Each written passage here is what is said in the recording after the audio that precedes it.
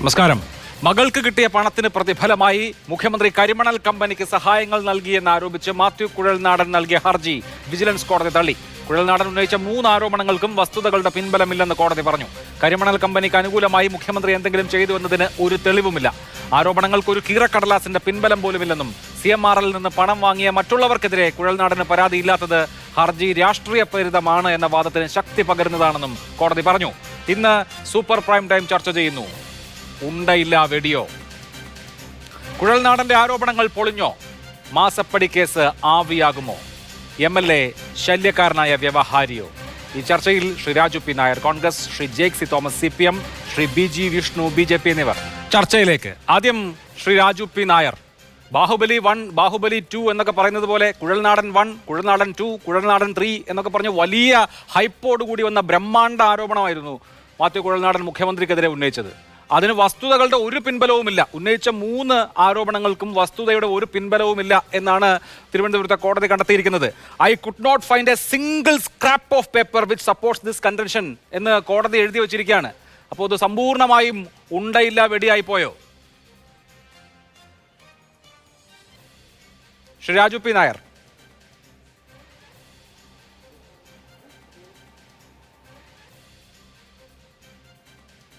അഭിലാഷ് എന്നോടാണോ? താങ്കളോടാണ്.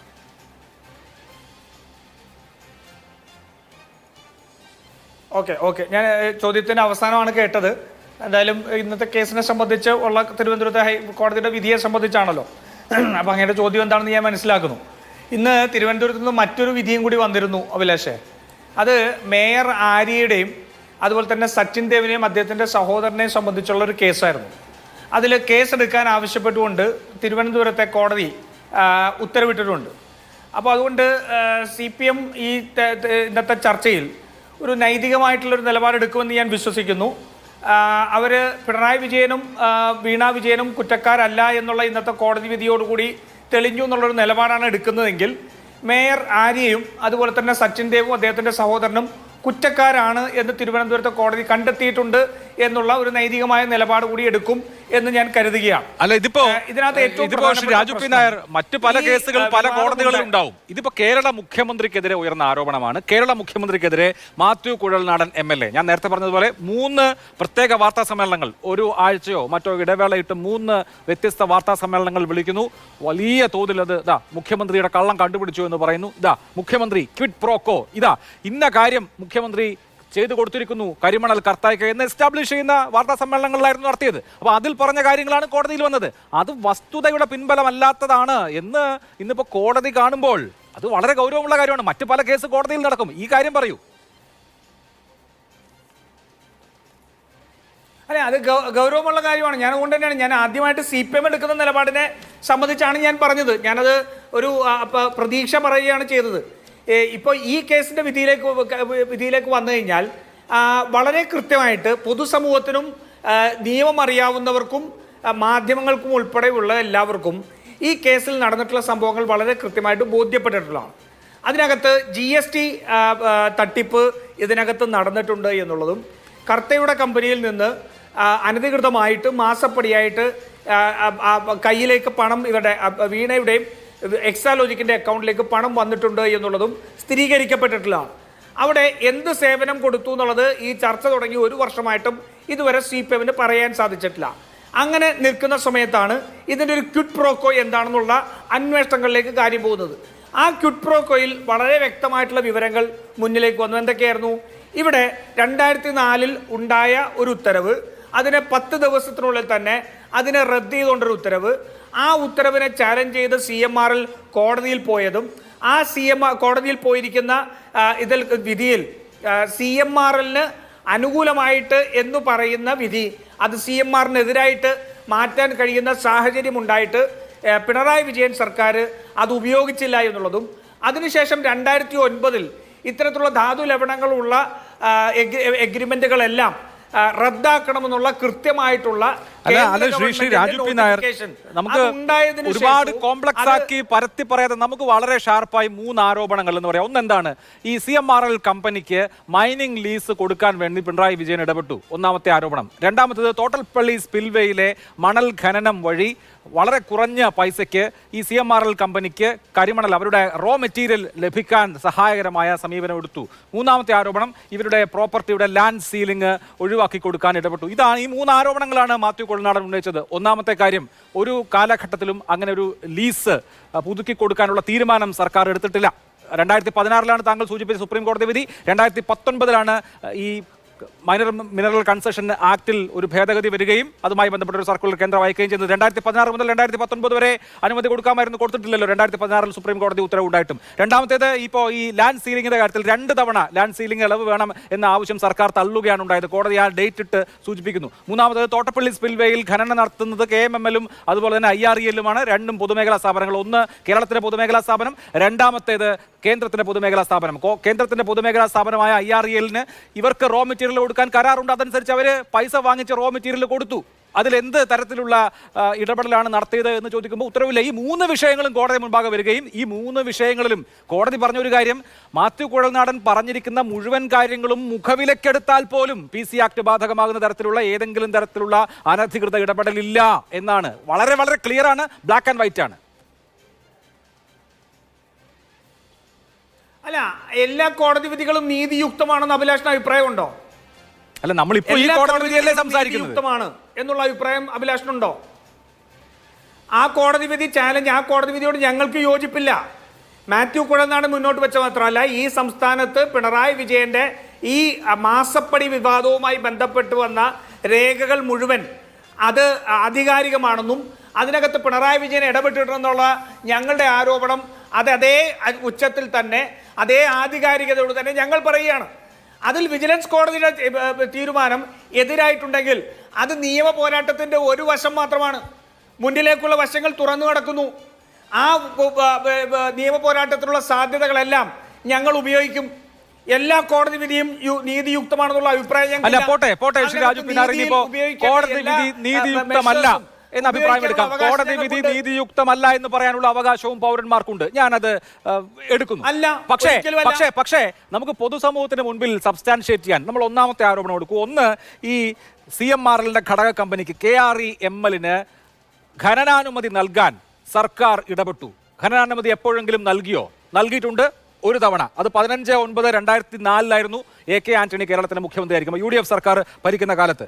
അതിനുശേഷം അതേ സർക്കാർ തന്നെ 25/9/2004 അത് റദ്ദാക്കിയ ശേഷം കേരളത്തിലെ ഒരു സർക്കാരും, VS അച്യുതാനന്ദന്റെയും ഉമ്മൻചാണ്ടിയുടെയും പിണറായി വിജയന്റെ 3 സർക്കാരുകൾ വന്നു, ഒരു സർക്കാരും ഈ ഖനനാനുമതി അവർക്ക് പുതുക്കി കൊടുത്തിട്ടില്ല. ഇതിനിടെ 2 തവണ, ആദ്യം ഈ മുകളിലത്തെ അപ്പലേറ്റ് ബോഡിയിൽ, പിന്നീട് ഹൈക്കോടതിയിൽ, അതിനുശേഷം സുപ്രീം കോടതിയിൽ, 3 അനുകൂലമായ വിധി ഈ KREML സമ്പാദിച്ചിട്ടും ഇവർക്ക് ഈ ഖനനാനുമതി പുതുക്കി കൊടുത്തിട്ടില്ല. 2016 സുപ്രീം കോടതി വിധി ഉണ്ടായി. 2016 ഡിസംബറിലാണ് പിണറായി വിജയന്റെ മകളുമായിട്ടുള്ള ഈ കമ്പനിയുടെ എഗ്രിമെന്റ്. അങ്ങനെയാണെങ്കിൽ 2017 പുതിയ വ്യവസായ നയം വന്നപ്പോൾ ഈ കമ്പനിക്ക് ഇത് പുതുക്കി കൊടുക്കാമായിരുന്നല്ലോ, ഖനനാനുമതി പുതുക്കി കൊടുക്കാമായിരുന്നല്ലോ. കോടതി ഉത്തരവുകൊണ്ട് ഞങ്ങൾക്ക് കൊടുത്തേ മതിയാകൂ എന്ന് പറഞ്ഞ് കൊടുക്കാമായിരുന്നല്ലോ. കൊടുത്തിട്ടില്ല ഒരു ഘട്ടത്തിലും ഇന്നേ വരെ. ആ കമ്പനിക്ക് അതിന് 2019 സുപ്രീം കോടതിയുടെ കേന്ദ്ര സർക്കാരിന്റെ റെഗുലേഷൻ വരുന്നത് വരെ ഉള്ള കാര്യം എടുത്താൽ പോലും കൊടുത്തിട്ടില്ല എന്നിരിക്കെ എങ്ങനെയാണ് ആരോപണത്തെ സബ്സ്റ്റാൻഷിയേറ്റ് ചെയ്യാൻ കഴിയുക? അഭിലാഷേ, ഖനനാനുമതി കൊടുത്തു എന്നല്ലല്ലോ കേസ്. ഖനനാനുമതി റദ്ദാക്കാനുള്ള നടപടി സാധ്യതകൾ ഉണ്ടായിട്ടും, കാരണം 2004 AK ആന്റണിയുടെ മന്ത്രിസഭ ഇരിക്കുന്ന സമയത്ത് എടുത്ത തീരുമാനം 10 ദിവസത്തിന് ശേഷം റദ്ദാക്കിയിരുന്നു. അതിനെതിരെയാണ് CMRL കോടതിയിൽ പോകുന്നത്. അപ്പോൾ ആ റദ്ദാക്കിയ നടപടി സംസ്ഥാന സർക്കാരിന്റെ നടപ്പാക്കാനുള്ള സാധ്യതകൾ സുപ്രീം കോടതിയുടെ വിധിയിലുണ്ടായിരുന്നു. ആ സുപ്രീം കോടതിയിലുള്ള വിധിയുടെ സാധ്യത ഉപയോഗിച്ചുകൊണ്ട് അത് നിർത്താൻ പിണറായി ഗവൺമെന്റ് താല്പര്യമെടുത്തില്ല. ഇനി 2019 കമ്പനിക്ക് ഒരു സഹായം കിട്ടണം ആ കമ്പനിക്ക് ഒരു സഹായം കിട്ടണമെങ്കിൽ ആ കമ്പനിക്ക് ഖനനത്തിനുള്ള അനുമതി കിട്ടണം. ആ കമ്പനിക്ക് ഇന്നേവരെ ആരെങ്കിലും ഖനനാനുമതി കൊടുത്തിട്ടുണ്ടോ? 2004 സർക്കാർ ഇല്ല, കൊടുത്തിട്ടില്ല. 2019 കേന്ദ്ര സർക്കാരിന്റെ ഈ റെഗുലേഷൻ വരുന്നത്. 2019 മുമ്പ് 3 കൊല്ലമുണ്ട്, അപ്പോഴും കൊടുത്തിട്ടില്ല. അപ്പൊ കൊടുത്തിട്ടില്ല, കൊടുക്കാത്ത ഒരു കാര്യം കൊടുത്തേനെ, ഇവരെങ്ങാനും കൊടുത്തു പോയേനെ കേട്ടോ എന്നുള്ള നിലയിൽ നമുക്കൊരു നിയമപ്രശ്നമായി കൈകാര്യം ചെയ്യാൻ കഴിയോ? കൊടുത്തിട്ടില്ല, ഒന്നാമത്തെ കാര്യം. ഈ രണ്ടാമത്തെ കാര്യം, ഈ പറഞ്ഞ തോട്ടപ്പള്ളി സ്പില്ലിലെ ഖനനവുമായി ബന്ധപ്പെട്ട് അവിടെയും ഈ പറഞ്ഞതുപോലെ അവിടെ 2 പൊതുമേഖലാ സ്ഥാപനങ്ങൾ ഖനനം ചെയ്യുന്നു. അവിടെ എന്ത് നേട്ടമാണ് ഉണ്ടായിട്ടുള്ളത് ഈ കമ്പനിക്ക് എന്നുള്ളത് കോടതി ചോദിക്കുകയാണ്. മൂന്നാമത്തെ കാര്യം നോക്കൂ, അവിടെയും ലാൻഡ് സീലിംഗ് ഇളവിന് അപേക്ഷ കൊടുത്തു. ആ അപേക്ഷ മുഖ്യമന്ത്രി ഫോർവേഡ് ചെയ്തു. ശരി, അങ്ങനെയാണെങ്കിൽ പിന്നെ ആ ഫോർവേഡ് അംഗീകരിച്ച് ഇതിന് ലാൻഡ് സീലിംഗ് ഇളവ് കൊടുക്കണ്ടേ? കൊടുത്തിട്ടില്ലല്ലോ. അപ്പോൾ കൊടുക്കാത്ത ഖനനാനുമതി, കൊടുക്കാത്ത ലാൻഡ് സീലിംഗ് ഇളവ്, ഇതൊക്കെ വെച്ചിട്ട് ഇതാ ഈ കരിമണൽ കമ്പനിക്ക് നിങ്ങൾ ഉപകാരം ചെയ്തു കൊടുത്തു എന്ന് പറയുമ്പോൾ അതിൽ മെറ്റീരിയൽ എന്താണ്? അഭിലാഷ് പറഞ്ഞ 3 കൊല്ലം അവർ ഖനനം നടന്നോ? സ്വകാര്യ മേഖലയിൽ ഖനനം നടന്നിട്ടില്ലല്ലോ. അഭിലാഷ് പറഞ്ഞ 3 കൊല്ലം ഖനനം നടന്നിട്ടുണ്ടായിരുന്നോ? ആര് ഖനനം നടത്തി? സ്വകാര്യ മേഖലയ്ക്ക് ഇതുവരെ ഖനനാനുമതി കൊടുക്കാത്തടത്ത് ആര് ഖനനം നടത്തി? KMM-ലും IREയും ഖനനം നടത്തിയിട്ടുണ്ടാവും, അവർക്ക് അനുവദിച്ചിട്ടുള്ള പ്രോപ്പർട്ടി. അല്ലല്ല, ഞാൻ ചോദിക്കുന്നത് സുപ്രീം കോടതിയുടെ വിധിയിൽ വന്നിരിക്കുന്ന ആ സ്ഥലം ഗവൺമെന്റിന് നോട്ടിഫൈ ചെയ്യാം എന്നുള്ള കർത്തയ്ക്ക് അനുകൂലമെന്ന് പറയുന്ന വിധി, അതിൽ സർക്കാരിന് അനുകൂലമാക്കി മാറ്റാനുള്ള ഘടകമുണ്ടായപ്പോൾ ആ ഘടകം ഉപയോഗിച്ചോ? ഒന്നാമത്തെ ചോദ്യം. രണ്ടാമത്തെ ചോദ്യം, 2019 ഈ കേന്ദ്ര ഗവൺമെന്റിന്റെ നോട്ടിഫിക്കേഷൻ വരുന്നു.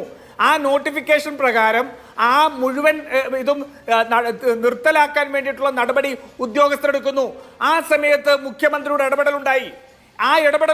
ആ ഫയൽ വിളിച്ച് അതിനകത്തുള്ള നടപടികൾ നിർത്തിവെക്കാനും അതിന് വീണ്ടും ആ ഖനനം തുടരുന്നതിന് വേണ്ടിയുള്ള സാഹചര്യം ആരുണ്ടാക്കി? ഇതേ സമയത്താണ് ഖനനം ഒരു ഘട്ടത്തിലും നടന്നിട്ടില്ല ശ്രീ രാജു പി നായർ. സ്വകാര്യ മേഖലയുടെ, അതായത് ഈ KREML എന്ന കമ്പനിയുടെ ഖനനം ഒരു ഘട്ടത്തിലും നടന്നിട്ടില്ല. മുഖ്യമന്ത്രി എന്താണ് ചെയ്തത്? മുഖ്യമന്ത്രി ഇടപെട്ട് മാത്യു കുഴൽനാടന്റെ ആരോപണം എന്താണ്? മുഖ്യമന്ത്രി ഈ പറഞ്ഞ കേന്ദ്ര സർക്കാരിന്റെ റെഗുലേഷൻ വന്നതിന് ശേഷം നിയമോപദേശം തേടി എന്നുള്ളതാണ് ഇന്നിപ്പോ കോടതി വ്യക്തമാക്കുന്നു. നിയമോപദേശം തേടുക എന്ന് പറഞ്ഞാൽ അത് കമ്പനിയെ സഹായിക്കാനല്ല എന്ന് ഇന്നിപ്പോ കോടതി വ്യക്തമാക്കുന്നു. ആ സമയത്ത് ഖനനം നടന്നിട്ടില്ലേ? എവിടെ ഖനനം നടന്നു? സ്വകാര്യ മേഖല എവിടെയാണ് ഖനനം നടത്തിയത്? ഹലോ ഹലോ കേൾക്കാം. ഹലോ, എനിക്ക് തോന്നുന്നു കോള് കട്ടായത്. ഞാൻ അങ്ങയിലേക്ക് വരാം Shri Raju P Nair. Call connect ചെയ്ത് ഒന്നുകൂടി വിളിക്കാം. ശ്രീ ജെയ്ക്സി തോമസ്, ഇവിടുത്തെ ഇപ്പോൾ മുഖ്യമന്ത്രി ഈ CMRL കമ്പനിക്ക് സഹായം നൽകി എന്ന കാര്യത്തിൽ കോടതി പറയുന്നു അങ്ങനെ തെളിവുകളുടെ അടിസ്ഥാനത്തിൽ അങ്ങനെ പറയാൻ കഴിയില്ല എന്ന്. പക്ഷേ ഈ മാസപ്പടി എന്നുള്ള ആരോപണം വേറൊന്നാണ്. അതിന് ആദായ നികുതി ഇൻട്രീം സെറ്റിൽമെന്റ് ബോർഡിന്റെ ഉത്തരവ് അവിടെ നിൽക്കുന്നുണ്ട്. അതിനുശേഷം രജിസ്ട്രാർ ഓഫ് കമ്പനീസിന്റെ കണ്ടെത്തൽ അവിടെ നിൽക്കുന്നുണ്ട്. പ്രതിഫലം കിട്ടിയിട്ടുണ്ട്, ജോലി കൊടുത്തിട്ടില്ല എന്ന ഫാക്ട് അവിടെ നിൽക്കുന്നുണ്ട്. അപ്പോൾ ഇതിന് ഉപോത്ബലകമായി മാത്യു കുഴൽനാടൻ ഉന്നയിച്ചിട്ടുള്ള ആരോപണങ്ങൾ, അതായത് ഇങ്ങനെ ഈ ഒരു പ്രതിഫലം കിട്ടാത്ത പൈസ വാങ്ങിച്ചതുകൊണ്ട് കുറെ ഉപകാരം കമ്പനിക്ക് ചെയ്തു കൊടുത്തിട്ടുണ്ട് എന്ന ആരോപണമാണ് ഇപ്പോൾ കോടതി മെറിട്ടില്ല എന്ന് കണ്ടു തള്ളുന്നത്. അത്രയേ ഉള്ളൂ.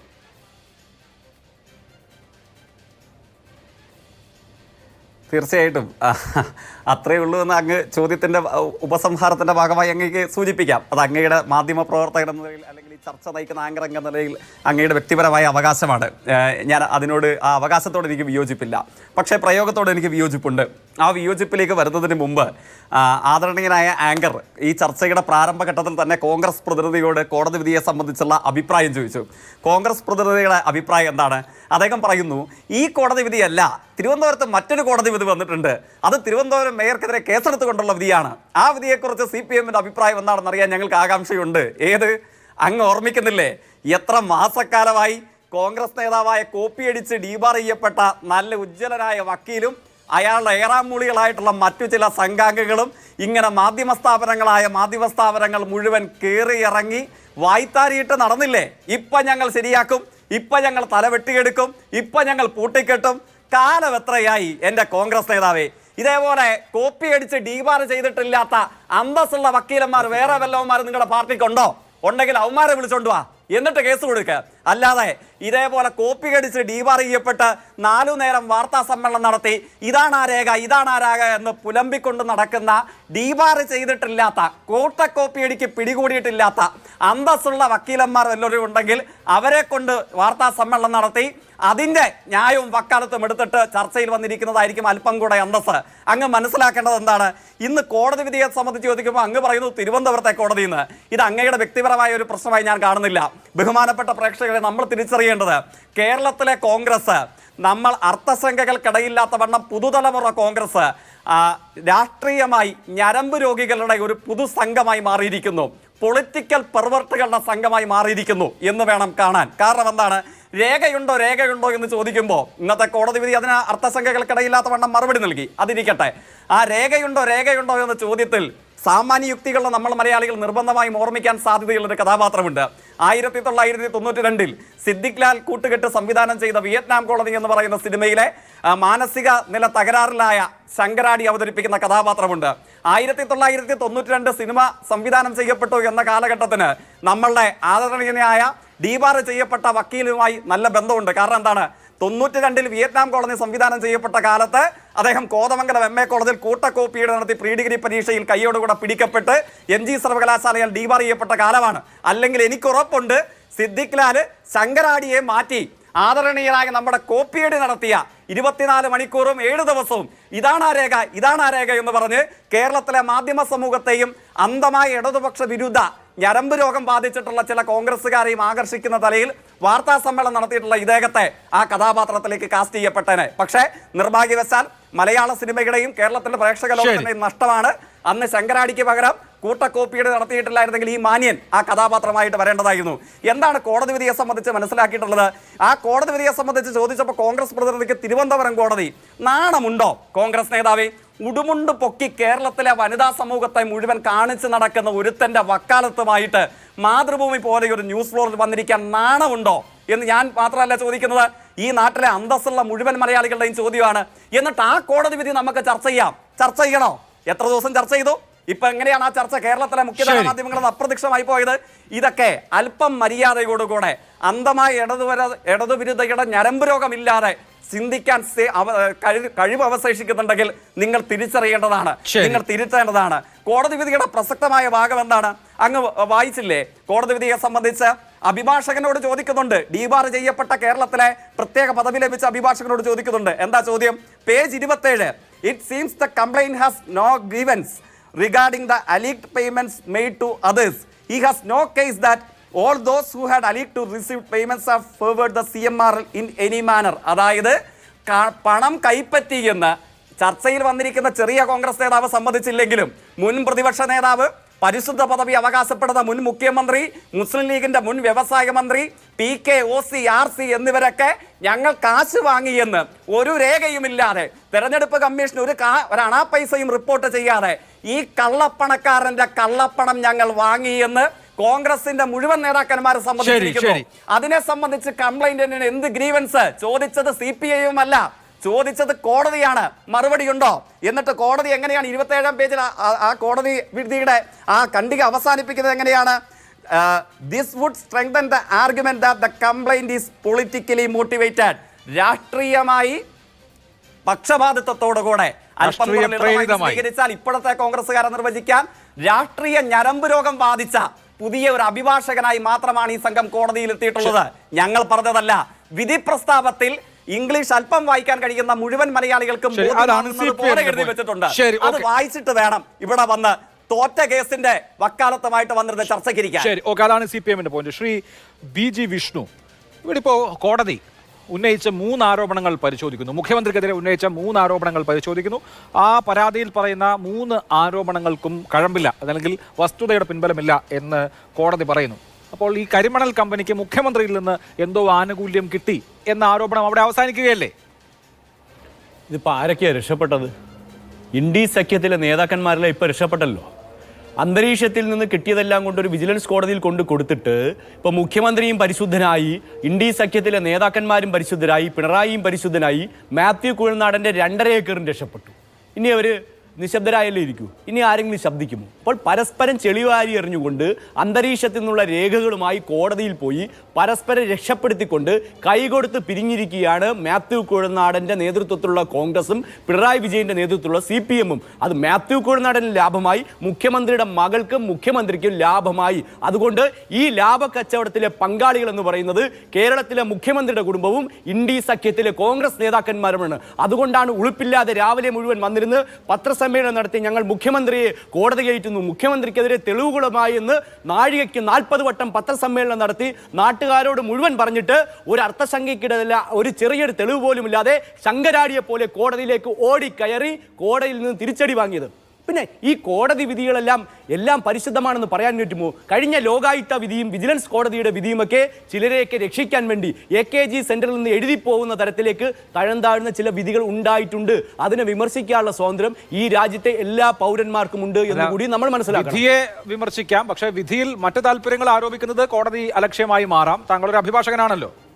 അല്ല, വിധിയുടെ സത്തയെ വിമർശിക്കാം, അതിന്റെ കണ്ടന്റിനെ വിമർശിക്കാം. അല്ല, സത്തയെ തന്നെയാണ് കൃത്യമായ ഭാഷയിൽ വിമർശിക്കപ്പെടുന്നത്. കഴിഞ്ഞ ലോകായുക്ത വിധി ആരോപിച്ചാൽ അതിന് ഉത്തരവാദിത്വം താങ്കൾക്ക് മാത്രമാണ്, എനിക്കില്ല. അല്ല, ഞാൻ പറയുന്നതിന്റെ പൂർണ്ണ ഉത്തരവാദിത്വം എനിക്ക് തന്നെയുണ്ട്. അതിന് മറ്റാരും ഏറ്റെടുക്കേണ്ട ആവശ്യവുമില്ല. അപ്പോൾ ഈ സഖ്യമെന്ന് പറയുന്നത് ഇന്ത്യ സഖ്യമാണ്. ഈ രാജ്യത്ത് നരേന്ദ്രമോദി അഴിമതിക്കെതിരായി സന്ധിയില്ലാത്ത പോരാട്ടം നടത്തുമ്പോൾ കേന്ദ്ര ഏജൻസികൾ കേരളത്തിൽ നടത്തുന്ന കള്ളത്തിനെതിരെയും അഴിമതിക്കെതിരെയും കെടുകാര്യസ്ഥതയെതിരെയും പാവപ്പെട്ടവന്റെ പോക്കറ്റിൽ തട്ടിപ്പറിക്കുന്നത് നടത്തുമ്പോൾ പരസ്പരം പാലമിട്ടുകൊണ്ട് ഇവിടെ പരസ്പരം രക്ഷിക്കപ്പെടുന്ന ഒരു ഇന്ത്യ സഖ്യത്തിന്റെ പരസ്പരം കൊടുക്കൽ വാങ്ങലിന്റെ ഒരു ഉദാഹരണമാണ് ഇന്നിവിടെ മുന്നോട്ട് വന്നിരിക്കുന്നത്. ശരി, ശ്രീ രാജു പി നായർ നോക്കൂ, മുഖ്യമന്ത്രിയുടെ മകൾ വീണയും എക്സാലോജി കമ്പനിയും 1,72,00,000 രൂപ CMR കമ്പനിയിൽ നിന്ന് പറ്റിയിട്ടുണ്ട്. അത് മതിയായ സേവനങ്ങൾ നൽകാതെയുള്ള പ്രതിഫലമാണ്. അതുകൊണ്ട് അത് ഒരു ബിസിനസ്സിന് കിട്ടിയ, അതല്ലെങ്കിൽ ഒരു സേവനത്തിന് കിട്ടിയ പ്രതിഫലം എന്നുള്ള നിലയിൽ കാണാൻ കഴിയില്ല എന്ന് പറഞ്ഞത് ആദായ നികുതി ഇൻട്രീം സെറ്റിൽമെന്റ് ബോർഡാണ്.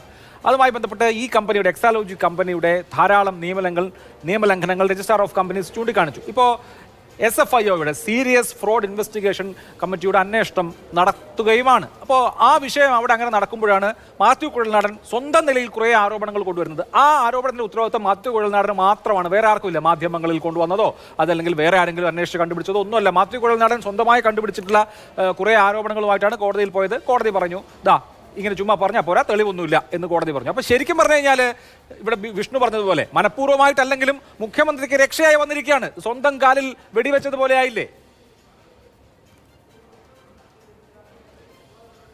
ഇല്ല അഭിലാഷ, ഒരിക്കലുമില്ല. ഞാൻ പറഞ്ഞല്ലോ, ഇതൊരു നിയമ പോരാട്ടമാണ്. ഈ നിയമ പോരാട്ടത്തിൽ ഇന്നത്തെ വിധി വന്നിരിക്കുന്നത് തികച്ചും നീതിയുക്തമല്ലാത്തൊരു വിധിയാണ്. ഇതിൻ്റെ കേസിൻ്റെ മെറിറ്റിലേക്ക് അധികം പോയിട്ടില്ല എന്നുള്ളതിൻ്റെ ഏറ്റവും വലിയ തെളിവാണ് അതിനകത്ത് പറഞ്ഞിരിക്കുന്നത്. കാരണം ഇതിനകത്തുള്ള ക്യൂട്ട് പ്രോക്കോ വളരെ വ്യക്തമാണ്. അതിനെ സംബന്ധിച്ച് ഞാൻ ചോദിക്കട്ടെ, ഇനി ഞാൻ ഇവിടെ പറയുന്ന കാര്യങ്ങൾ രണ്ടുപേരോട് എനിക്ക് ചില കാര്യങ്ങൾ ചോദിക്കാറുണ്ട്. ഒന്ന്, BJPയോട് ഇന്ററിം സെറ്റിൽമെന്റ് ബോർഡിന്റെ വിധി അത് തെറ്റാണെന്ന് വിഷ്ണുവിന് അഭിപ്രായം ഉണ്ടോ? അങ്ങനെ തെറ്റാണ് എന്ന് വിഷ്ണു അഭിപ്രായം പറയുകയാണെങ്കിൽ ശരി, ഞാൻ അംഗീകരിക്കാം. അതല്ലെങ്കിൽ മുഖ്യമന്ത്രിയുടെ മകളുടെ അക്കൗണ്ടിലേക്ക്, മകളുടെ കമ്പനിയുടെ അക്കൗണ്ടിലേക്കും അനധികൃതമായിട്ട് ചെയ്യാത്ത സേവനത്തിന് പണം കൊടുത്തു എന്നുള്ള കൃത്യമായിട്ടുള്ള വിധി ഇന്ററിം സെറ്റിൽമെന്റ് ബോർഡിന്റെ ഇല്ലേ? വിഷ്ണുവിനോടുള്ള എൻ്റെ ചോദ്യം, സേവനം കൊടുക്കാതെ GST ബില്ല് റേസ് ചെയ്യുന്നത് GST നിയമപ്രകാരം ക്രിമിനൽ കുറ്റമാണ്. ചെയ്യാത്ത ജോലിക്ക് ബില്ല് റേസ് ചെയ്യുന്നത് അതിന് IT's ഇൻപുട്ട് ടാക്സ് ക്രെഡിറ്റ് വെട്ടിക്കുന്നതിന് വേണ്ടിയിട്ടുള്ള ശ്രമമാണെന്നുള്ളത് വളരെ വ്യക്തമാണ്. അങ്ങനെ ഇൻപുട്ട് ടാക്സ് ക്രെഡിറ്റ് വെട്ടിച്ചാൽ GST പ്രകാരം കുറ്റമാണ്. എന്തുകൊണ്ടാണ് വിഷ്ണു GST വകുപ്പ് അതിനെതിരെ കേസെടുക്കാത്തത്? കേന്ദ്ര സർക്കാരിന്റെ നോട്ടിഫിക്കേഷൻ പ്രകാരം തന്നെ ഈ വിഷയം GSTയിലേക്ക് വന്നല്ലോ. എന്തുകൊണ്ടാണ് കേസെടുക്കാത്തത്? ഒന്ന്. രണ്ടാമത്തെ കാര്യം, മുഖ്യമന്ത്രി മകൾക്കെതിരെ ഈ വന്ന പണത്തിന്റെ പേരിൽ രജിസ്ട്രാർ ഓഫ് കമ്പനീസ് 2019 അന്വേഷണം ആരംഭിച്ചല്ലോ. 2021 ED അന്വേഷണം ആരംഭിച്ചല്ലോ. എന്താ വിഷ്ണു മുഖ്യമന്ത്രിയുടെ മകൾക്കെതിരെ ED അന്വേഷണം ആരംഭിച്ചിട്ട് നിങ്ങൾ പൊതുസമൂഹത്തോട് പറയാതിരുന്നത്? അപ്പോൾ ആരാണ് ഇവിടെ ഒരുമിച്ച് നിൽക്കുന്നത് എന്നുള്ളത് വളരെ വ്യക്തമാണ്. ഇനി രണ്ടാമത്തെ കാര്യം, ഞാൻ ഇവിടുത്തെ 3 പ്രാവശ്യം തോറ്റ CPMന്റെ ഒരു ചെറിയ നേതാവിനോട്, അദ്ദേഹത്തിന്റെ നേതാവിനെ ഗണേഷ് കുമാർ തന്നെ ഉപയോഗിക്കുന്ന ഞരമ്പ് രോഗിയുടെ അനുയായിയോട് ഞാനൊരു കാര്യം ചോദിക്കട്ടെ. ആ പറയുന്ന സെറ്റിൽമെന്റ് ബോർഡിന്റെ വിധിയിൽ മറ്റു ചില കാര്യങ്ങൾ കൂടിയുണ്ടല്ലോ.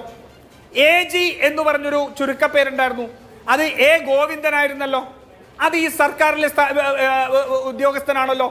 ഇനി അവിടെ ഞങ്ങൾ ഈ ബിസിനസ് സുഗമമായിട്ട് നടത്തുന്നതിന് വേണ്ടി കേരളത്തിലെ പോലീസ് സംവിധാനത്തിന് മുഴുവൻ ഞങ്ങൾ പണം കൊടുത്തിരുന്നു എന്ന് കർത്ത പറഞ്ഞിട്ടുണ്ടല്ലോ. നിങ്ങൾ PV മാത്രമാണ് നിങ്ങളുടെ അല്ല എന്ന് പറയുന്നതല്ലേ?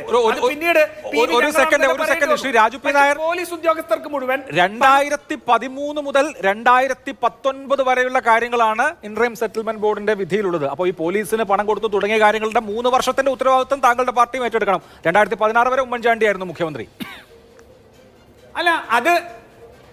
അല്ല അഭിലാഷേ, അങ്ങനെയുള്ള ആരോപണമല്ലോ. വളരെ വ്യക്തമായിട്ടൊരു കാസേ ജുഡീഷ്യൽ അതോറിറ്റി അത് എഴുതി വെച്ചതെന്നാ 2022 അഭിലാഷ് എന്തിനാ അതിനകത്ത് ആദായ നികുതി ഇന്ററിം സെറ്റിൽമെന്റ് ബോർഡ് വ്യക്തമായിട്ട് ആദായ നികുതി ഇന്ററിം സെറ്റിൽമെന്റ് ബോർഡ് ഈ കമ്പനിയുടെ ഏത് കാലം മുതലുള്ള ട്രാൻസാക്ഷനെയാണ് കണ്ടിരിക്കുന്നത്. ആദായ നികുതി വകുപ്പിന്റെ റിപ്പോർട്ടിൽ ഈ കമ്പനിയുടെ 2013 മുതൽ 2019 വരെയുള്ള കാലയളവിലെ ഇടപാടുകളെ കുറിച്ചാണ് പ്രതിപാദിക്കുന്നത്. അപ്പൊ അതിനകത്താണ് ഈ പറഞ്ഞ ഈ എക്സാലോജിക് ഇടപാട് വരുന്നത്, അതിനകത്താണ് PVOC ഒക്കെ വരുന്നത് അതിനകത്താണ്. അപ്പോ ഇതൊരു നീണ്ട കാലത്തെ ഈ കമ്പനിയുടെ നിയമവിരുദ്ധമായ ഇടപാടുകളാണ്. അതിപ്പോ ഞങ്ങളുടെതല്ല, ഓക്കെ, അവരുടെ മാത്രം പറയാൻ പറ്റില്ല. ഞാനതാ പറയണ. ഒരു മിനിറ്റ്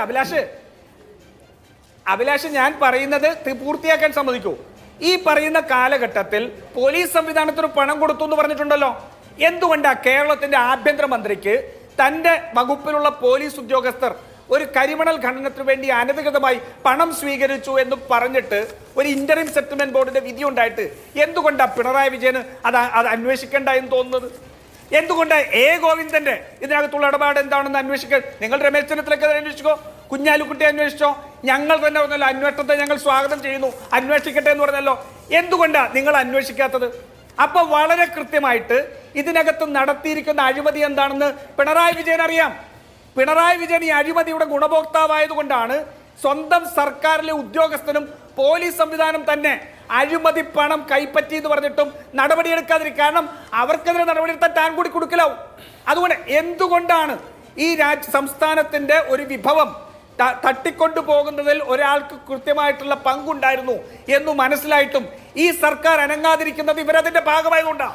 പിന്നെ പറഞ്ഞിരിക്കുന്ന രേഖകൾ മുഴുവൻ വ്യക്തമാണ്. ക്വിഡ് പ്രോക്കോ എസ്റ്റാബ്ലിഷ് ചെയ്തതാണ്. അല്ല, ക്വിഡ് പ്രോക്കോ എസ്റ്റാബ്ലിഷ് ചെയ്യുന്ന ഒരു രേഖയുമില്ല എന്ന് കോടതി പറയുന്ന ഒന്നാമത്തെ കാര്യം. ഇവിടെ സീരിയസ് ആയ വിഷയങ്ങൾ ഉണ്ട് എന്നിരിക്കെ ആദായ നികുതി ഇന്ററിം സെറ്റിൽമെന്റ് ബോർഡിന്റെ കണ്ടെത്തലുണ്ട്. ഞങ്ങൾ അംഗീകരിക്കാത്ത കോടതി വിധി ഉണ്ട്. ശരി, നിങ്ങൾ കോടതി വിധി അംഗീകരിക്കുന്നില്ല. ഓക്കെ, എന്തായാലും കോടതി മുമ്പാകെ നമുക്ക് ഒരു ജുഡീഷ്യൽ സംവിധാനത്തിന് മുമ്പാകെ വന്ന കാര്യമല്ലേ പറയാൻ പറ്റൂ. ശേഷമുള്ള ചർച്ചയാണെങ്കിൽ ഞങ്ങൾ അംഗീകരിക്കാം. ശരി, ഓക്കെ. എന്തായാലും വിജിലൻസ് കോടതിക്ക് ബോധ്യമില്ല ക്വിഡ് പ്രോക്കോ. ശരി, അല്ല, എന്തായാലും വിജിലൻസ് കോടതിക്ക് ക്വിഡ് പ്രോക്കോ ബോധ്യമല്ല. എന്റെ ചോദ്യം അതല്ല. ക്വിഡ് പ്രോക്കോ കാര്യങ്ങളിലേക്ക് പോകുന്നതിന് മുമ്പ് വളരെ സീരിയസ് ആയിട്ടുള്ള അലിഗേഷൻസ് അവിടെ ഉണ്ട്. അതിൽ SFIOയുടെ അന്വേഷണം നടക്കുന്നു. നേരത്തെ ആദായ നികുതി ഇന്ററിം സെറ്റിൽമെന്റ് ബോർഡിന്റെ കണ്ടെത്തലുണ്ട്. രജിസ്ട്രാർ ഓഫ് കമ്പനീസ് ചൂണ്ടിക്കാണിച്ച കാര്യങ്ങളുണ്ട്. ഇങ്ങനെയുള്ള മെറ്റീരിയൽസ് ഒരു ഭാഗത്ത് നിൽക്കുമ്പോൾ മുഖ്യമന്ത്രിക്കെതിരെ പട നയിക്കുകയാണ് എന്ന് പറഞ്ഞൊരു കുറേ കാര്യങ്ങൾ കൊണ്ടുവരുന്നു. അതെല്ലാം ഉണ്ടയില്ലാത്ത വെടിയായി മാറുന്നു. ആത്യന്തികമായി അത് മുഖ്യമന്ത്രിക്ക് ഗുണമായി ഭവിക്കുന്നു എന്ന് മാത്രമല്ല കോടതി ചോദിക്കുന്നു. ഈ RC, OC, കുഞ്ഞാലിക്കുട്ടി തുടങ്ങിയ കോടതി പേര് പറഞ്ഞില്ലെങ്കിലും പല നേതാക്കൾക്ക് പണം നൽകിയതായി ഈ കമ്പനി പറഞ്ഞിട്ടും ഈ ഒരു ട്രാൻസാക്ഷന്റെ കാര്യത്തിൽ മാത്രമേ പരാതിക്കാരന് കംപ്ലൈന്റ് ഉള്ളൂ. അതുകൊണ്ട് ഇത് രാഷ്ട്രീയ പ്രേരിതമാണെന്ന വാദത്തിന് ശക്തി പകരുകയാണ് എന്നുകൂടി കോടതി പറഞ്ഞു വെച്ചു. അപ്പൊ ആത്യന്തികമായി ശരിക്കും നമ്മൾ ഈ ഹരാഗിരി എന്നൊക്കെ പറയില്ലേ, സ്വയം കുത്തി മരിക്കൽ, നല്ല ഒന്നാന്തരം ഒരു ആരോപണം ഉണ്ടായിട്ട് അത് കൊണ്ടുപോയി നശിപ്പിച്ചു കളഞ്ഞോ കുഴൽനാടന്റെ ഇടപെടൽ? അതാണ് നമ്മുടെ മുമ്പിലുള്ള ഒരു പ്രധാനപ്പെട്ട ചോദ്യം. ഒരിക്കലുമല്ല. ഞാനൊരു കാര്യം ചോദിക്കട്ടെ, അഭിലാഷോട് ഞാനൊരു കാര്യം ചോദിക്കട്ടെ. SFIയുടെ അന്വേഷണം തടസ്സപ്പെടുത്തുന്നതിന് വേണ്ടി കർണാടക ഹൈക്കോടതിയിൽ പോയല്ലോ. എന്തായിരുന്നു കർണാടക ഹൈക്കോടതിയുടെ വിധി? ആ കർണാടക ഹൈക്കോടതിയുടെ വിധിയിൽ ഈ പറയുന്ന കാര്യങ്ങൾ ഉൾപ്പെടെ വന്നില്ലേ? ഇന്ററിം സെറ്റിൽമെന്റ് ബോർഡിന്റെ അകത്തുള്ള നടന്നിട്ടുള്ള കാര്യങ്ങൾ ഉൾപ്പെടെ കർണാടക ഹൈക്കോടതി വിധിയിൽ വന്നല്ലോ. അവിടെയാണല്ലോ പറഞ്ഞത് ഇതിനു മുമ്പ് ROC അന്വേഷണം നടത്തിയിരുന്നു, ഈ കമ്പനി തട്ടിപ്പ് കമ്പനിയാണെന്ന് തെളിഞ്ഞിട്ടുണ്ട്. എന്താ കർണാടക? അപ്പൊ ഞാൻ ചോദിക്കട്ടെ, വിജിലൻസ് കോടതിയിൽ നടന്നതിനേക്കാൾ അല്ലെങ്കിൽ വിജിലൻസ് കോടതിയേക്കാളൊക്കെ എത്ര വലുതാണ് ഹൈക്കോടതി? അപ്പൊ നിഷ്പക്ഷമായിട്ടുള്ള ഹൈക്കോടതിയിൽ ചെന്നപ്പോ ഇവർക്ക് വിജയിക്കാൻ കഴിഞ്ഞില്ലല്ലോ. അല്ല, ഹൈക്കോടതിയിൽ ചെന്നതും കേരള ഹൈക്കോടതിയിൽ ചെന്നതും കർണാടക ഹൈക്കോടതിയിൽ ചെന്നതും പോരാട്ടത്തിന്റെ ആരോപണമല്ല എന്ന് കരുതരുത്. കേരള ഹൈക്കോടതിയിൽ ചെന്നതും കർണാടക ഹൈക്കോടതിയിൽ ചെന്നതും ഒക്കെ ഈ എക്സാലോജിക്കും CMRലും തമ്മിൽ നടത്തിയ ട്രാൻസാക്ഷനുകളാണ്. ഇവിടെ മാത്യു കുഴൽനാടന്റെ വിഷയം അതല്ല. ഈ ട്രാൻസാക്ഷൻ ഒക്കെ കഴിഞ്ഞു, ഈ ട്രാൻസാക്ഷൻ ഒക്കെ കഴിഞ്ഞു. അതിന്റെ പ്രതിഫലമായി മുഖ്യമന്ത്രി കുറെ കാര്യങ്ങൾ ചെയ്തു കൊടുത്തു എന്നുള്ളതാണ് മാത്യു കുഴൽനാടന്റെ ആരോപണം. ആ ആരോപണം ഹൈക്കോടതിയിൽ ഒന്നും വന്നിട്ടില്ല. ആ ആരോപണം വസ്തുതാ വിരുദ്ധമാണ്, വസ്തുതകളുടെ പിൻബലമില്ലാത്തതാണ് എന്ന് കോടതി പറയാണ്. അല്ല, അങ്ങനെയാണെങ്കിൽ ഞാൻ ഒരു കാര്യം പറയാം. ബാംഗ്ലൂർ ഹൈക്കോടതി വിധിച്ചത് പ്രകാരം വീണ വിജയൻ തട്ടിപ്പുകാരിയാണെന്ന് 3 പ്രാവശ്യം തോറ്റ CPM-ന്റെ പ്രതിനിധി അംഗീകരിക്കുമോ? ശരി, ഓക്കെ. ബാംഗ്ലൂർ ഹൈക്കോടതിയുടെ വിധി പ്രകാരം വീണ വിജയൻ തട്ടിപ്പുകാരിയാണ് എന്നുള്ളത് 3 പ്രാവശ്യം തോറ്റ CPM-ന്റെ പ്രതിനിധി അംഗീകരിച്ചാൽ മതി. അപ്പോൾ അതിന്റെ പുറകിലേക്ക് മറ്റു കാര്യങ്ങൾ വന്നോളാം. അങ്ങനെ രണ്ടിടത്ത് രണ്ട് നിലപാട് പറ്റില്ലല്ലോ. ശരി, എന്തെങ്കിലും ഒരിടത്ത് നിൽക്കണമല്ലോ നിലപാടിനെ സംബന്ധിച്ചിടത്തോളം. അപ്പൊ വിജിലൻസ് കോടതിയിൽ നടന്നിട്ടുള്ള വിധി ഞങ്ങൾ അംഗീകരിക്കുന്നില്ല, നീതിയുക്തമല്ല. അതിന് നിയമ പോരാട്ടത്തിനുള്ള സ്കോപ്പ് നിൽപ്പുണ്ട്. ആ നിയമ പോരാട്ടം ഞങ്ങൾ മുന്നോട്ട് കൊണ്ടുപോകും. പിണറായി വിജയന്റെ ഇതിനകത്ത് ഫയലുകളിലെ ഇടപെടൽ ഉൾപ്പെടെയുള്ള മുഴുവൻ കാര്യങ്ങളും ഈ കർത്തയ്ക്ക് വേണ്ടിയിട്ട് അനധികൃതമായിട്ടുള്ള സഹായം ചെയ്തു കൊടുക്കുന്നതിന് വേണ്ടിയായിരുന്നു. അതല്ലെങ്കിൽ എന്തിനാണ് രാഷ്ട്രീയ നേതാക്കന്മാർക്ക് കൊടുത്ത പണത്തിന്റെ സിംഹഭാഗവും എന്തിനാണ് PV കൈപ്പറ്റിയത്? PV അത് പാർട്ടി അറിയിച്ചിട്ടുണ്ടോ? അത് പറഞ്ഞിട്ടില്ലല്ലോ. അല്ല, അവിടെ PVയുടെ കാര്യം മാത്രമല്ല, മറ്റു പേരുകളുണ്ട്. ആ പേരുകളുടെ കാര്യത്തിൽ പ്രശ്നമില്ല, ആ പേരുകളുടെ കാര്യത്തിൽ കേസില്ല. PVയുടെ കാര്യത്തിൽ മാത്രമേ കേസുള്ളൂ എന്നാണ് ഇന്നിപ്പോ കോടതി ചോദിച്ചതും. മറ്റു പേരുകളൊക്കെ അവിടെ ഉണ്ട്. അവർ പൈസ വാങ്ങിച്ചതിനൊന്നും നിങ്ങൾക്കൊരു പ്രശ്നവുമില്ല. അവർ പൈസ വാങ്ങിച്ചിട്ട് എന്തെങ്കിലും പ്രയോജനകരമായ കാര്യം CMRL കമ്പനിക്ക് ചെയ്തു കൊടുത്തോ എന്ന് നിങ്ങൾക്ക് പ്രശ്നമില്ല. മറിച്ച് ഈ ഒരു കാര്യത്തിൽ നിങ്ങൾക്ക് പ്രശ്നമുള്ളൂ എന്നതുകൊണ്ട് രാഷ്ട്രീയ പ്രേരിതമാണ് എന്ന് പറയേണ്ടി വരുമെന്നാണ് കോടതി പറഞ്ഞത്. ഞാൻ പറഞ്ഞല്ല. ശരി, അഭിലാഷ് അത് ചോദിച്ചത് നന്നായി. ഞാൻ ചോദിക്കട്ടെ, കോടതിയുടെ മുന്നിൽ വന്ന വിഷയം എന്താ? കോടതിയുടെ മുന്നിൽ വന്നിരിക്കുന്ന വിഷയം ഇതിനകത്ത് ക്വിഡ് പ്രോക്കോയാണ്. പ്രതിപക്ഷത്തിരിക്കുന്നവർക്ക് ക്വിഡ് പ്രോക്കോയ്ക്ക് സാധ്യതയില്ല. ഭരണപക്ഷത്ത് ഉണ്ടായിരുന്നല്ലോ. ഒന്ന് നിൽക്കട്ടെ. വ്യവസായ മന്ത്രിമാരായി PK കുഞ്ഞാലിക്കുട്ടി, ഇബ്രാഹിം കുഞ്ഞു ഉണ്ടായിരുന്നില്ലേ? രമേശ് ചെന്നിത്തല കേരള മന്ത്രിസഭ അംഗമായിരുന്നില്ലേ? ഉമ്മൻചാണ്ടി മുഖ്യമന്ത്രി ആയിരുന്നില്ലേ? ഞാൻ അതല്ലേ പറയുന്നത്. ഇത് ദീർഘകാലത്തെ കാര്യമാണ്. 2013, 2016 കാലത്ത് ക്വിഡ് പ്രോക്കോ ഉണ്ടായിട്ടുണ്ടാവില്ലേ? അതേക്കുറിച്ച് മാത്യു കുഴൽനാടൻ എന്താ കൺസേൺ ഇല്ലാത്തത് എന്നാണ് കോടതി ചോദിച്ചത്. അഭിലാഷെ, ഞാൻ പറഞ്ഞു തീർക്കട്ടെ. അഭിലാഷെ, ഇതിനകത്ത് ക്വിഡ് പ്രോക്കോ ആണ് നോക്കിയത്. ഗവൺമെന്റ് ഇടപെടൽ എന്ത് കാര്യത്തിലുണ്ടായി, ഗവൺമെന്റ് എടുത്തിരിക്കുന്ന നടപടികൾ എങ്ങനെ ഇതിനകത്ത് അഴിമതിക്ക് കാരണമായി എന്നുള്ളതാണ് ക്വിഡ് പ്രോക്കോ. ആ ക്വിഡ് പ്രോക്കോയ്ക്കപ്പുറം മറ്റു നേതാക്കന്മാർക്കെതിരെ കേസില്ല എന്ന് പറയുമ്പോൾ കോടതിയാണോ രാഷ്ട്രീയ വ്യാഖ്യാനം നടത്തിയത്, മാത്യു കുഴൽനാടനാണോ എന്നുള്ള ചോദ്യം ഏറ്റവും പ്രസക്തമായ ചോദ്യം. കോടതിയുടെ മുന്നിൽ പരിഗണനയുള്ള വിഷയമല്ലേ നോക്കേണ്ടത്? അവിടെ കോൺഗ്രസിന് അവിടെ പറയുന്ന ഈ ഗവൺമെന്റിന്റെ തീരുമാനങ്ങൾ, പിണറായി വിജയൻ ഒപ്പിട്ട അല്ലെ പിണറായി വിജയൻ നോട്ട് എഴുതിയ തീരുമാനങ്ങൾ കരിമണൽ കർത്തയുടെ അഴിമതിക്ക് കാരണമായോ എന്നുള്ളൊരു കേസ് വന്നാൽ ഇതിനകത്ത് മറ്റുള്ളവർക്കെതിരെ കേസ് എന്തുകൊണ്ട് നിങ്ങൾ എടുക്കുന്നില്ല എന്ന് പറഞ്ഞാൽ അത് രാഷ്ട്രീയ പ്രേരിതമായത് കോടതിയാണ്. രാഷ്ട്രീയ പ്രേരിതമാണോ? രാഷ്ട്രീയ പ്രേരിതമാണെന്ന വാദത്തിന് ശക്തി പകരുന്നതല്ലേ എന്നുള്ളത് പ്രതീക്ഷയല്ലേ? മറ്റ് കേസിന്റെ മെറിറ്റിൽ കോടതി വേറെ കാര്യങ്ങൾ പറഞ്ഞിട്ടുണ്ട്. ഞാൻ അതിലേക്ക് അടുത്ത റൗണ്ടിൽ വരാം. ശ്രീ ജെയ്സി തോമസ്, ഇവിടെയുള്ളൊരു സംഗതി എന്താണെന്ന് വെച്ചാൽ ഈ ക്വിഡ് പ്രോക്കോ ആരോപണം വിജിലൻസ് കോടതി നിരാകരിച്ചിരിക്കുന്നു. മുകളിലും കോടതികളുണ്ട്. ആ കോടതികളിലേക്ക് മാത്യു കുഴൽനാടനും കോൺഗ്രസ് പാർട്ടിയും പോകുമായിരിക്കും. അത് മുഖ്യമന്ത്രി എന്തെങ്കിലും പ്രതിഫലം ചെയ്തു കൊടുത്തിട്ടുണ്ടോ എന്നുള്ള കാര്യത്തിൽ മാത്രമാണ്. ബാക്കിയുള്ള കാര്യത്തിൽ SFIയുടെ അന്വേഷണം പുരോഗമിക്കുകയാണ്. ഈ പറഞ്ഞ വിജിലൻസ് കോടതി വിധി അച്ചട്ടാണെങ്കിൽ, അത് സ്വാഗതാർഹമാണെങ്കിൽ, ആദായ നികുതി ഇൻട്രീം സെറ്റിൽമെന്റ് ബോർഡിന്റെ വിധിയും ഈ പറഞ്ഞ രജിസ്ട്രാർ ഓഫ് കമ്പനീസിന്റെ നിർദ്ദേശവും ഒക്കെ അതേപോലെ അച്ചട്ടാവണ്ടേ, അതേപോലെ സ്വാഗതാർഹമാവണ്ടേ? നേരത്തെ സൂചിപ്പിച്ച കർണാടക ഹൈക്കോടതി വിധിയും അതുപോലെ ആവണ്ടേ? ഫ്രോഡലന്റ് ട്രാൻസാക്ഷൻസ് എന്നാണ് വീണ വിജയനും ഈ പറഞ്ഞ കമ്പനിയും തമ്മിലുള്ള ട്രാൻസാക്ഷനെ കുറിച്ച് RO പറഞ്ഞിരിക്കുന്നത്. അപ്പോൾ അങ്ങനെ ഒരു വസ്തുത അവിടെ നിൽക്കുകയാണ്. സമ്പൂർണ്ണമായി ഈ സംഭവം എല്ലാം തീർന്നു എന്നൊന്നും വിചാരിക്കണ്ട.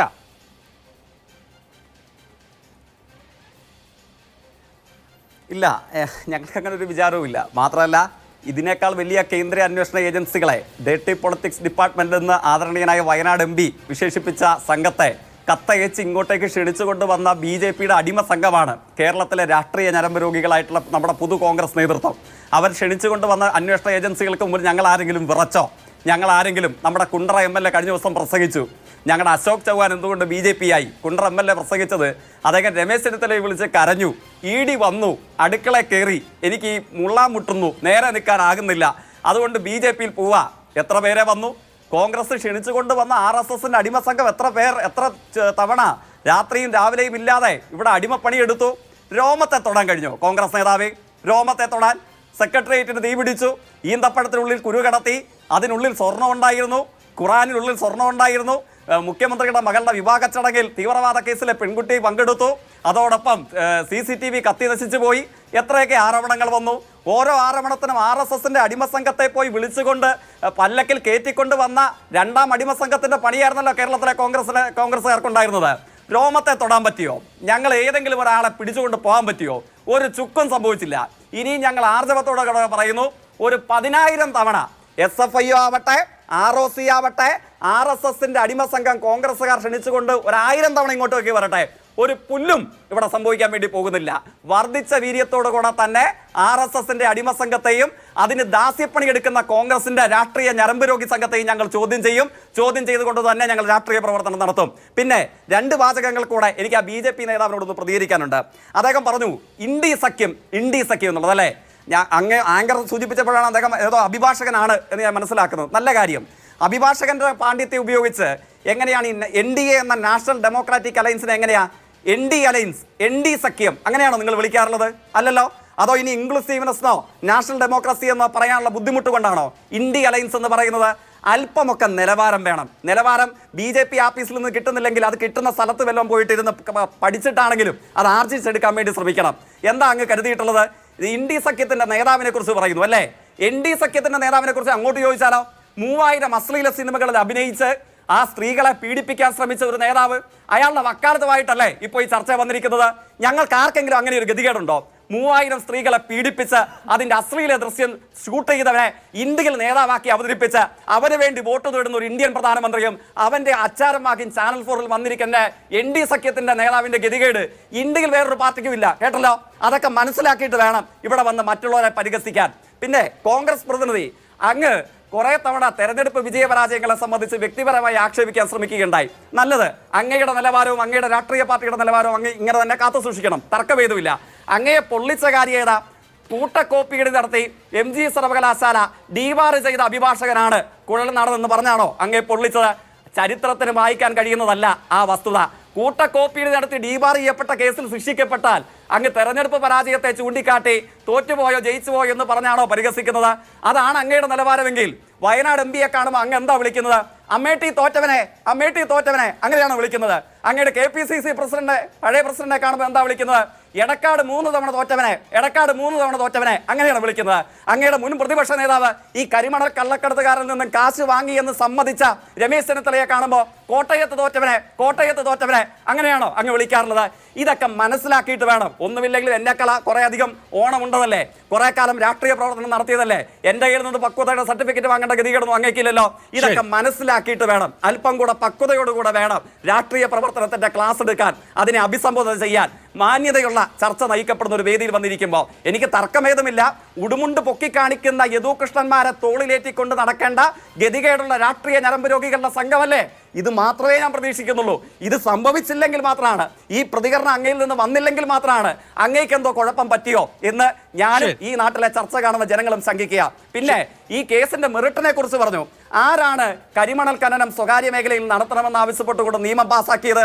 അതിനുവേണ്ടി ഇവരുടെ ഇന്ന് കൈക്കൂലിപ്പണം കള്ളന്മാരുടെ തീന്മേശയിൽ നിന്ന് വാങ്ങി ഭുജിച്ചതാരാണ്? അങ്ങേക്കറിയില്ലേ? 2003 മെയ് മാസം 5-ാം തീയതി ആരായിരുന്നു കേരളത്തിന്റെ മുഖ്യമന്ത്രി? ഇന്ന് പത്തനംതിട്ട പാർലമെന്റ് സ്ഥാനാർത്ഥിയെ സംഭാവന ചെയ്ത അറക്കപ്പറമ്പിൽ കുര്യൻ ആന്റണിയുടെ കാലം. മെയ് മാസം 5-ന്റെ ജിയോ എന്താണ്? ആങ്കർ മറന്നുപോയാലും ഞാൻ മറക്കില്ല. എന്താ ജിയോ?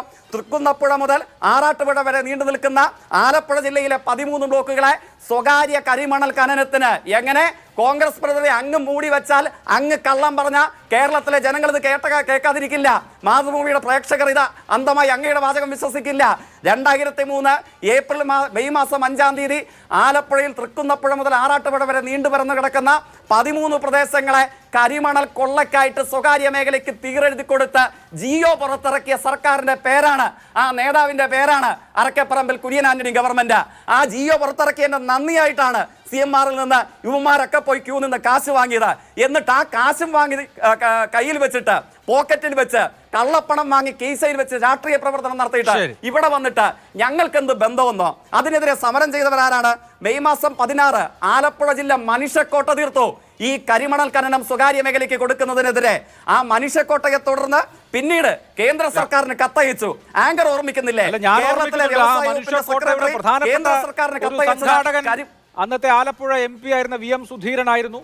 നിങ്ങളുടെ നേതാവായിരുന്ന MA ബേബി ഉണ്ടായിരുന്നു. അത് CPM-ന്റെയോ അല്ലെങ്കിൽ LDF-ന്റെയോ മാത്രം പരിപാടിയൊന്നും ആയിരുന്നില്ല. VM സുധീരൻ വലിയ നിലപാടെടുത്തു. UDF-ൽ അതിനെതിരെ ഫൈറ്റ് ചെയ്തു. അന്ന് ഞാൻ ഓർക്കുന്നുണ്ട് വ്യവസായ മന്ത്രി PK കുഞ്ഞാലിക്കുട്ടിയായിരുന്നു. അവർക്കിടയിലും പ്രശ്നങ്ങളുണ്ടായിരുന്നു. അങ്ങനെ അതേ സർക്കാർ തന്നെ, ഇതേ അറക്കപ്പറമ്പിൽ ആന്റണിയുടെ സർക്കാർ തന്നെയാണ് ഈ ഖനന അനുമതി റദ്ദാക്കിയതും. ഓക്കെ, അപ്പൊ അലയടിച്ചുയർന്ന ബഹുജന പ്രതിഷേധമുണ്ടായി അല്ലേ? എന്നിട്ട് ആ സർക്കാരിൽ നിന്ന് വ്യത്യസ്തമായിട്ട് രാഷ്ട്രീയ നയസമീപനം വന്നതപ്പോഴാണ്, പുതിയ വ്യവസായ നയം വന്നതപ്പോഴാണ്.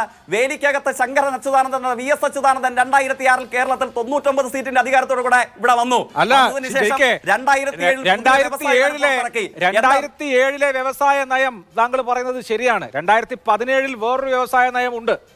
വേലിക്കകത്ത് ശങ്കരൻ അച്യുതാനന്ദന്റെ സർക്കാർ കഴിഞ്ഞ് പിണറായി വിജയന്റെ സർക്കാർ വന്നതിന് ശേഷമുള്ളൊരു വ്യവസായ നയമുണ്ട്. ആ വ്യവസായ നയത്തിന്റെ ഇംഗ്ലീഷും അതിന്റെ മലയാളവും രണ്ടും രണ്ടാണ്. കോടതി വിധി ഇക്കാര്യത്തിൽ പരിശോധിച്ച് എന്താണ് എന്ന് വെച്ചാൽ തീരുമാനമെടുക്കും എന്ന് ഒരു ഭാഷയിൽ മാത്രം പറഞ്ഞ ഒരു പ്രത്യേക തരം ആക്ഷൻ എന്നൊക്കെ പറഞ്ഞ പോലെ പ്രത്യേകതരം വ്യവസായ നയവും കേരളം കണ്ടിട്ടുണ്ട്.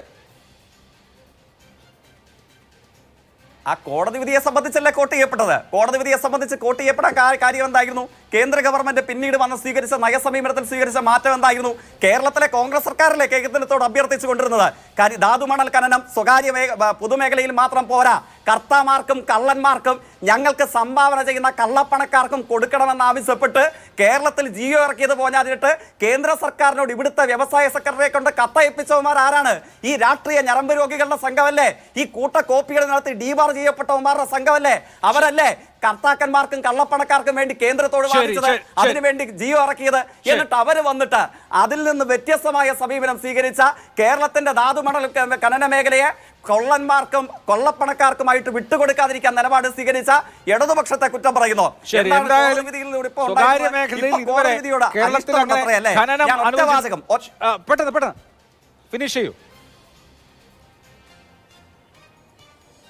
ഒറ്റവാചകം, അതായത് കോടതി വിധിയുടെ 24-ാമത്തെ പേജിലെ ആദ്യ ഖണ്ഡിക അവസാനിക്കുന്നത് സമയം കിട്ടുമെങ്കിൽ ഈ ഡീവാർ ചെയ്യപ്പെട്ടിട്ടില്ലാത്ത ഏതെങ്കിലും അന്തസ്സുള്ള ഒരുത്തൻ അഭിഭാഷകനായി അങ്ങയുടെ സുഹൃത്ത് വലയത്തിലുണ്ടെങ്കിൽ ഒന്ന് ചോദിക്കണം, അവർ പറഞ്ഞു തരും. എന്താണ് അവസാന വാചകം പറയുന്നത്? അർത്ഥശങ്കകൾക്കിടയില്ലാത്ത വണ്ണം പറയുന്നു, on that basis cannot presume that there is corruption. അതായത് ഈ ലഭ്യമായിട്ടുള്ള വിവരങ്ങൾ പ്രകാരം, വസ്തുതകൾ പ്രകാരം നമ്മളുടെ അഭിഭാഷക ശങ്കരാടി കോടതിയിൽ കൊണ്ട് നടത്തിയ രേഖകൾ പ്രകാരം അഴിമതി നടന്നിട്ടുണ്ട് എന്ന് വിലയിരുത്താനാവില്ല.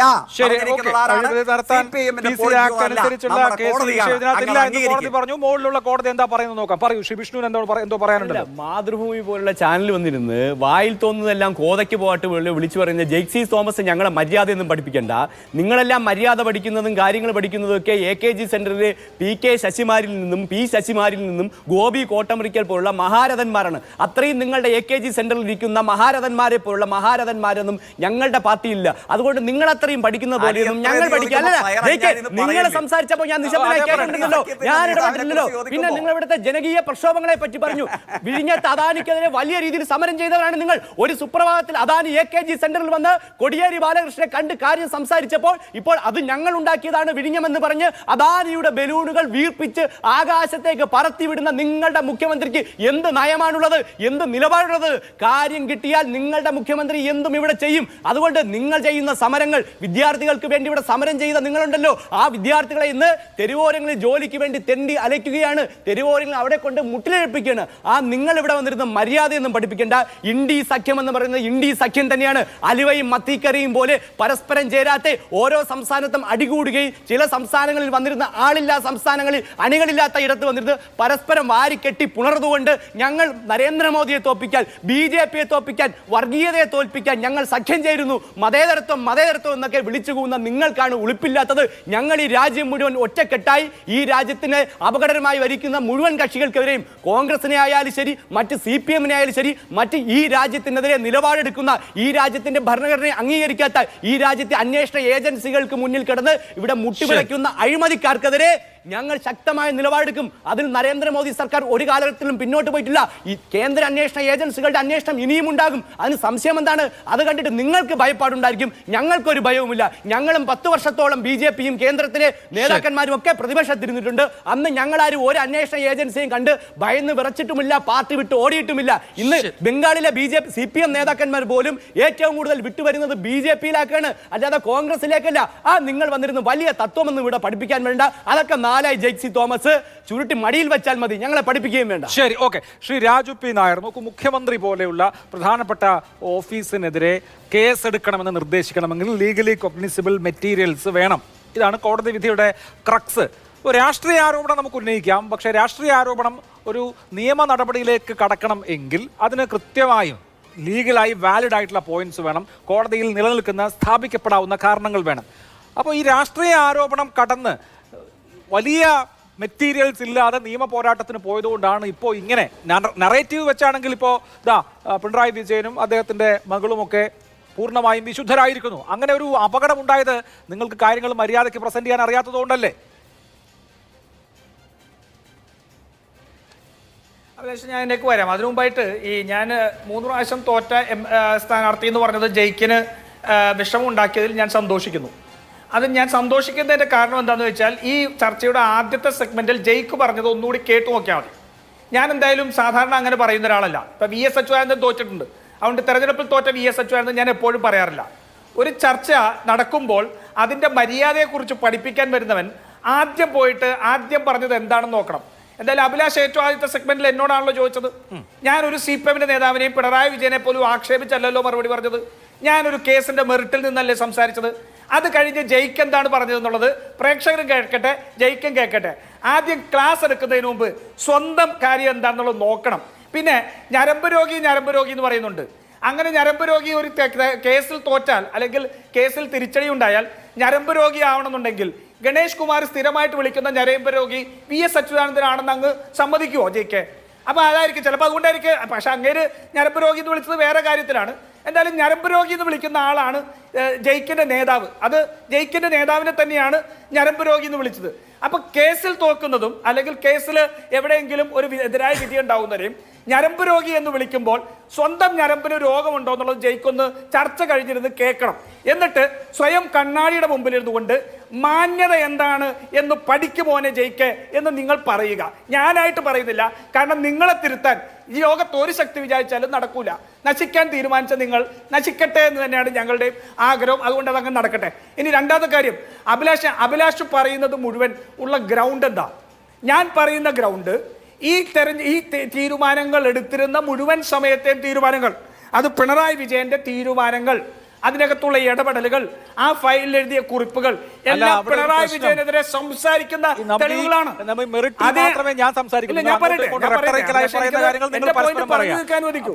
ഈ പിണറായി വിജയൻ എടുത്ത തീരുമാനങ്ങൾ എന്ന് പറഞ്ഞാൽ പിണറായി പറയുന്നോണ്ടാണല്ലോ. ആദ്യം പറഞ്ഞപ്പോൾ എങ്ങനെയാണ് അഭിസംബോധന ചെയ്തത്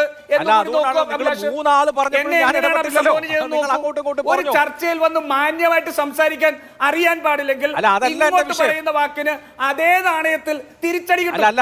എന്റെ വിഷയം അതല്ല. ഇപ്പൊ താങ്കൾ പറഞ്ഞു പിണറായി വിജയൻ എടുത്ത തീരുമാനങ്ങൾ എന്ന് പറഞ്ഞു. ഇപ്പൊ 3 വിഷയമുണ്ട്. ആ 3 വിഷയത്തിൽ ഒന്ന് ഈ പറഞ്ഞ ഒന്നാമത്തെ വിഷയം ഏതാണ്? ലീസ് എഗ്രിമെന്റ് പുതുക്കി കൊടുക്കൽ. രണ്ടാമത്തെ വിഷയം മണലെടുക്കാൻ അനുമതി കൊടുക്കൽ. മൂന്നാമത്തെ വിഷയം ലാൻഡ് സീലിംഗ് ഒഴിവാക്കി കൊടുക്കൽ. ഈ 3 വിഷയത്തിലും പിണറായി വിജയൻ എടുത്ത 3 തീരുമാനങ്ങൾ ഏതൊക്കെയാണ്?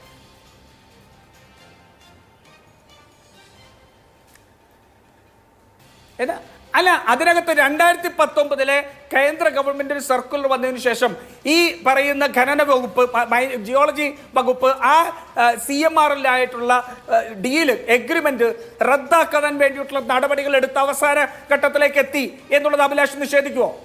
അങ്ങനെ അവസാന ഘട്ടത്തിലേക്ക് അത് റദ്ദാക്കുന്നതിന് വേണ്ടിയിട്ടുള്ള നടപടിയെടുത്ത ആ ഉദ്യോഗസ്ഥ ജിയോളജി ആൻഡ് മൈനിങ് വകുപ്പിനെ അതിൽ നിന്ന് പിന്തിരിപ്പിച്ചത് ആരാണ്? അഭിലാഷ് എന്നോട് വ്യക്തമായിട്ട് ഉത്തരം പറയും.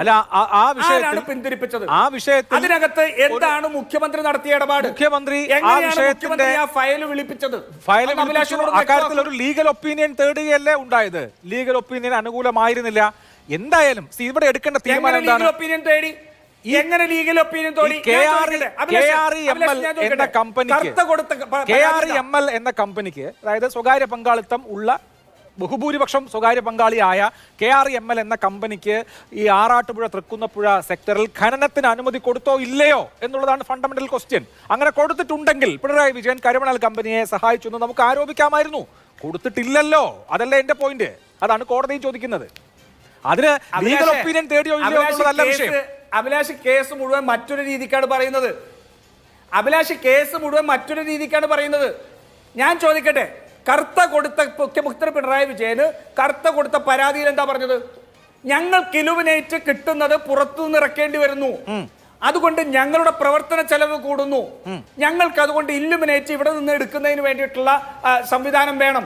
ഇതല്ലേ കർത്തയുടെ പരാതി? അങ്ങനെയുള്ള ഒരു പരാതിയിൽ പിണറായി വിജയൻ എന്തിനാ ഇടപെടുന്നത്? അവിടെ ജിയോളജി ആൻഡ് മൈനിങ് വകുപ്പ് ഇതിന്റെ പശ്ചാത്തലത്തിൽ എടുത്ത തീരുമാനത്തെ പിണറായി വിജയൻ നമ്മൾ അതിന്റെ മെറിറ്റിൽ സംസാരിച്ച കോടതി മുഖ്യമന്ത്രിയുടെ ഇടപെടൽ എന്ന മാത്യുക്കുഴൽ നടന്റെ ആരോപണം പരിശോധിച്ചല്ലോ. മുഖ്യമന്ത്രിക്ക് മുമ്പിൽ ഒരു നിവേദനം കിട്ടുന്നു. അത് ഈ കമ്പനി ആവട്ടെ കർത്തി ആവട്ടെ കൊടുക്കുന്ന നിവേദനം. മുഖ്യമന്ത്രിയുടെ മുമ്പിൽ ഒരു നിവേദനം കിട്ടിയാൽ അദ്ദേഹം എന്ത് ചെയ്യണം? കോടതി പറയുന്നു മുഖ്യമന്ത്രി അത് അപ്രോപ്രിയേറ്റ് ആക്ഷന് ഫോർവേഡ് ചെയ്യുകയാണ് ചെയ്യുന്നത്. അങ്ങനെ അപ്രോപ്രിയേറ്റ് ആക്ഷന് ഫോർവേഡ് ചെയ്താൽ എന്താ സംഭവിക്കുക? മുഖ്യമന്ത്രി അപ്രോപ്രിയേറ്റ് ആക്ഷൻ ഫോർവേഡ് ചെയ്തതല്ലേ എന്ന് പറഞ്ഞ് ആ ഉദ്യോഗസ്ഥർ അനുകൂലമായ നിലപാടെടുത്തോ? ഇവിടെ ഇപ്പോ ഈ കമ്പനിക്ക്, ഈ KREML എന്ന കമ്പനിക്ക് ഖനനാനുമതി കിട്ടിയോ? കിട്ടിയിട്ടില്ല. ഇവർക്ക് ലാൻഡ് സീലിംഗ് ഇളവ് കിട്ടിയോ? കിട്ടിയിട്ടില്ല. ഇവർക്ക് മാത്രമായി എന്തെങ്കിലും ഈ പറഞ്ഞ മണൽ കൊടുക്കാനുള്ള എന്തെങ്കിലും സംഭവം ഉണ്ടായോ? ഉണ്ടായിട്ടില്ല. അപ്പൊ ഇതാണ് ഇതിന്റെ പ്രശ്നം. മുഖ്യമന്ത്രി ഒരു യോഗം വിളിച്ചു, ലീഗൽ ഒപ്പീനിയൻ തേടാൻ തീരുമാനിച്ചു എന്നതുകൊണ്ട് എങ്ങനെയാണ് ക്വിഡ് പ്രോക്കോ എന്ന് പറയുമ്പോൾ എന്താ? അവർക്ക് ഇപ്പൊ ഈ പറഞ്ഞ ശശിധരൻ സാമ്പത്തിക ആനുകൂല്യം കിട്ടുന്ന അഭിലാഷ് എന്നോട് ഒറ്റ ചോദ്യത്തിന് ഉത്തരം പറയൂ. അഭിലാഷ് എന്നോട് ഒറ്റ ചോദ്യത്തിന് ഉത്തരം പറയൂ. 2019 സ്വകാര്യ മേഖലയിലുള്ള ഖനനങ്ങൾ മുഴുവൻ റദ്ദാക്കണമെന്നുള്ള 2019 ഉത്തരവ് എപ്പോഴാണ് റദ്ദാക്കപ്പെട്ടത്? അല്ലെ, അത് പ്രകാരം ഈ എഗ്രിമെന്റ് ലീസ് എപ്പോഴാണ് റദ്ദാക്കപ്പെട്ടത്? വർഷങ്ങൾക്ക് ശേഷമാണ്. ഈ സമീപകാലത്ത്. എപ്പോ? ഈ സമീപകാലത്ത് 2023 നവംബറോ ഡിസംബറോ സമീപകാലത്ത്. ഈ കേസ് പൊന്തി വന്നതിനു ശേഷം, ഈ കേസ് സമീപകാലത്ത് പൊന്തി വന്നതിനു ശേഷം 2019 ഈ എഗ്രിമെന്റ് റദ്ദാക്കാനുള്ള കേന്ദ്ര നിയമം നടപ്പാക്കുന്നതിൽ എന്തായിരുന്നു കാലതാമസം? മറുപടി അല്ല, ആ കാര്യത്തിൽ ആ വിഷയമാണല്ലോ കോടതിയുടെ മുമ്പാകെ വന്നത്. ഇപ്പൊ ഞാൻ പറയുന്നതല്ല, കോടതിയുടെ മുമ്പാകെ ഈ വിഷയം വന്നപ്പോൾ കോടതി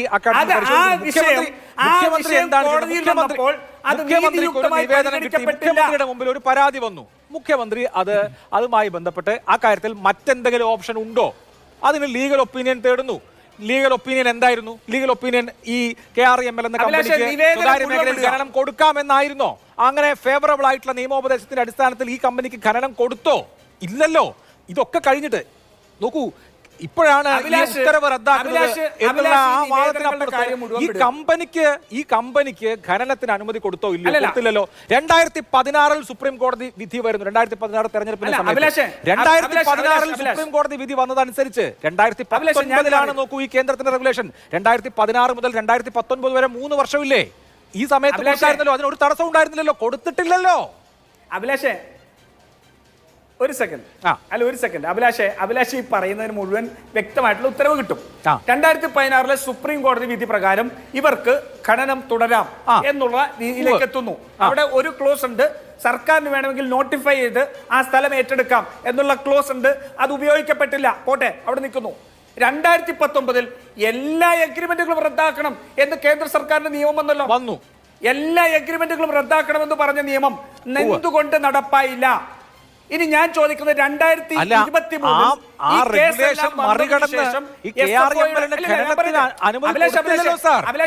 അഭിലാഷിനോടല്ല തർക്കിക്കുന്നത്.